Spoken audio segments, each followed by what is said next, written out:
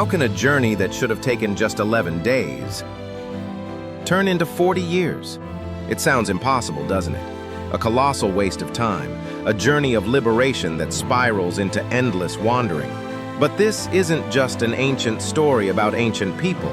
It's a profound, sometimes painful mirror reflecting our own hearts, our own struggles, and the astonishing faithfulness of God, even when we are anything but faithful. Today, we're diving into the book of Numbers, a book often overlooked, sometimes intimidating, but absolutely crucial for understanding not just the story of Israel, but the story of salvation and our own walk with God. Get ready, because this journey through the wilderness is about to reveal some powerful truths. The sacred launch, preparing for promise. Numbers 1 through 10. Imagine this, a massive nation, millions strong, fresh out of slavery in Egypt. They've crossed the Red Sea, received the law at Sinai, and now God is orchestrating their every move. The first 10 chapters of Numbers are all about preparation. It's like a grand military operation, meticulously planned by a divine general. God commands a census, not just a head count, but a numbering for military service. Each tribe is counted, organized, and assigned a specific place around the tabernacle, the very dwelling place of God. Think of it, God in the center and his people, encamped around him, demonstrating his central role in their lives. They're not just counting people, they're getting ready for war. This isn't a picnic in the park, it's a conquest. They're preparing to enter the promised land, a land flowing with milk and honey, a land they would have to fight for. And leading them? Not a map, not a compass, but God himself. A majestic cloud by day and a pillar of fire by night guided their every step. When the cloud moved, they moved. When it stopped, they stopped. They blew silver trumpets to signal their movements, a divine symphony announcing God's leading. Every detail screams, God is in control. God is leading his people. They were equipped, they were organized, they were divinely guided. Everything was set for success. But then, the human heart, ever predictable in its unpredictability, began to falter. The first murmurings, dissatisfaction, and division. Numbers 11, 12. They had manna from heaven, a daily miracle providing sustenance. But it wasn't enough. The journey had barely begun, and the murmuring started. Oh, for the leeks and onions of Egypt, they cried, longing for the very place of their slavery. They remembered the food, but not the chains. They wanted meat. God, in his patience, provides. He sends quail, so many that they cover the camp. But with the abundance comes a plague. It's a harsh lesson. God's provision is not a guarantee of our satisfaction, especially when we complain against his perfect will. And then, a more insidious rebellion emerges, closer to home. Miriam and Aaron, Moses' own siblings, challenge his leadership. Has the Lord spoken only through Moses, they ask, fueled by envy and pride? God intervenes directly. Miriam is afflicted with leprosy, a stark warning against disrespecting his chosen leader. Moses, remarkably, intercedes for her, demonstrating his humility and selfless love for his people, even those who wrong him. This is the pattern we see emerging. God's faithful leading met with human discontent and internal strife. A critical turning point looms, the fatal flaw. The failure at Kadesh Barnea, Numbers 13:14. The promised land. It was finally within reach. Moses sends 12 spies, one from each tribe, to scout the land of Canaan. For 40 days they explore. They return with a cluster of grapes so large it takes 2 men to carry it, proving the land's incredible fertility. It truly flows with milk and honey, they exclaim. But then, the twist. 10 of the spies, overwhelmed by fear, give a chilling report. The people are giants, the cities are fortified. We are like grasshoppers in their sight. Their fear eclipses God's promise. They saw the obstacles, not the God who overcomes all obstacles.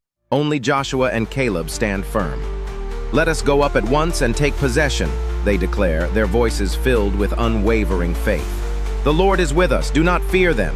But the people listen to the fear.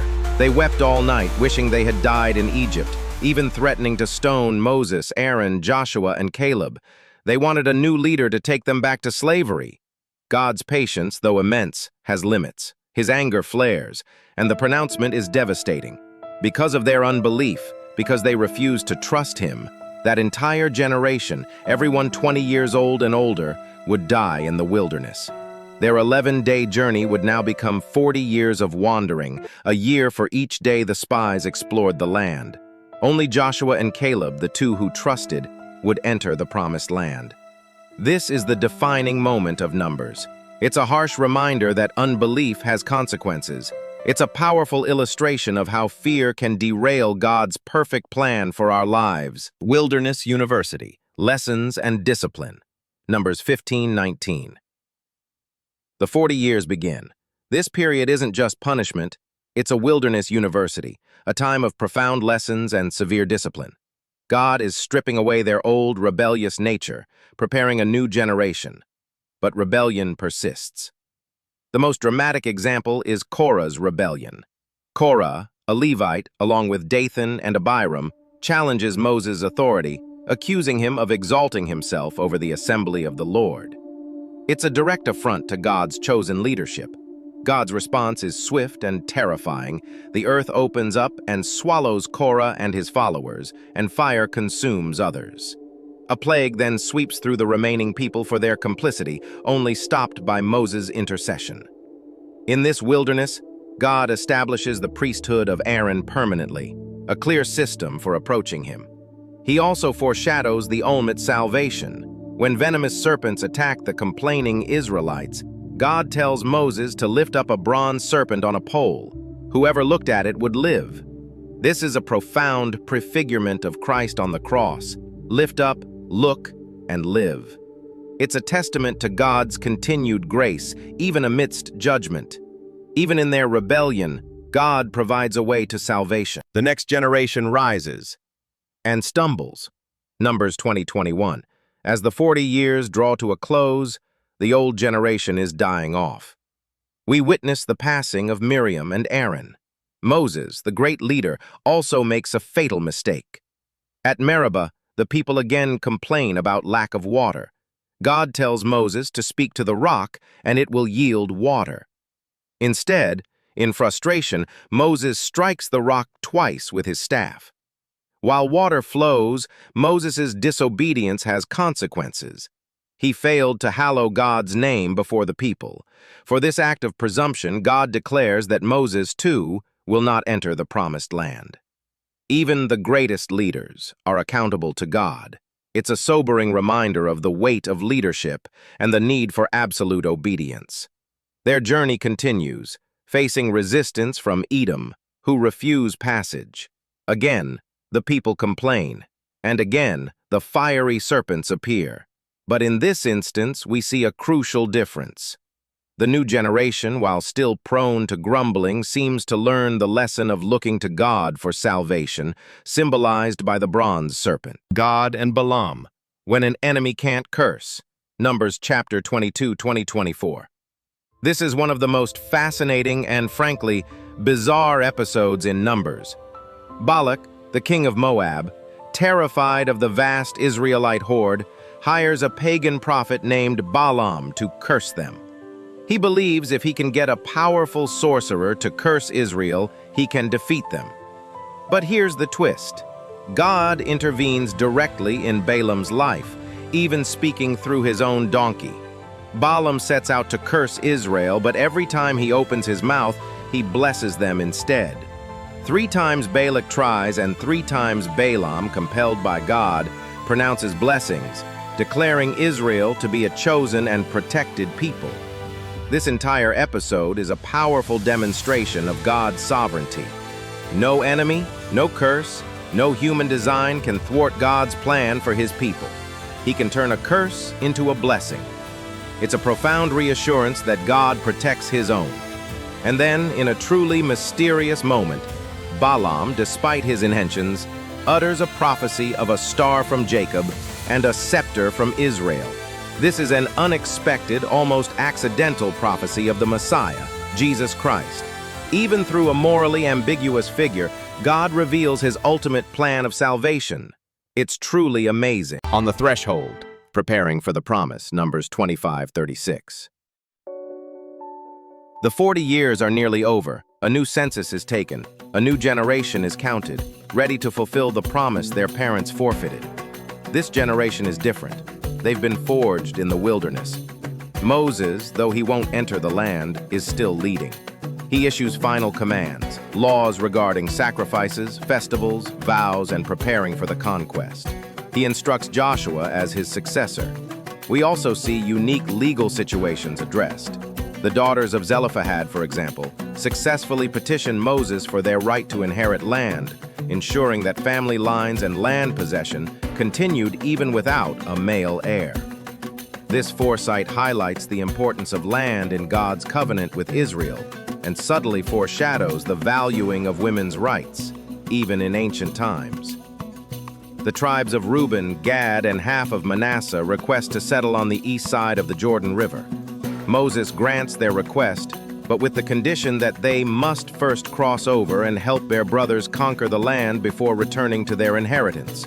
This emphasizes unity and shared responsibility.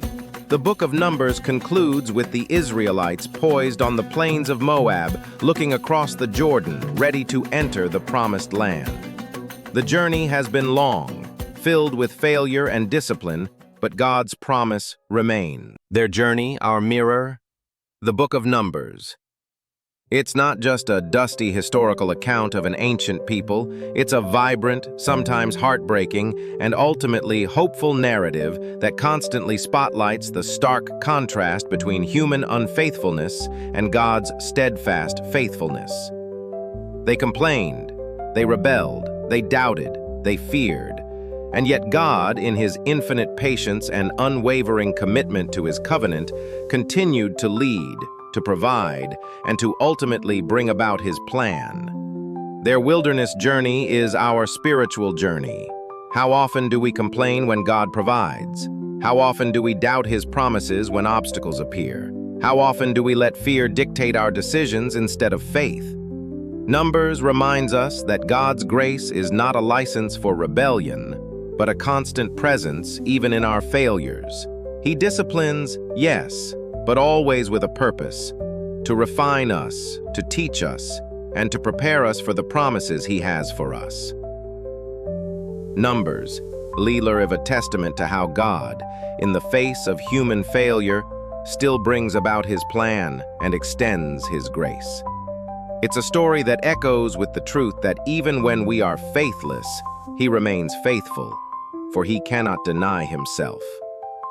So, as we close the book of Numbers, we see a people finally at the threshold of their inheritance, not because of their own merit, but because of God's enduring faithfulness. And that journey into the promised land, that's where the story continues, in the book of Deuteronomy. If you want to understand more of God's incredible truth, be sure to subscribe to my channel.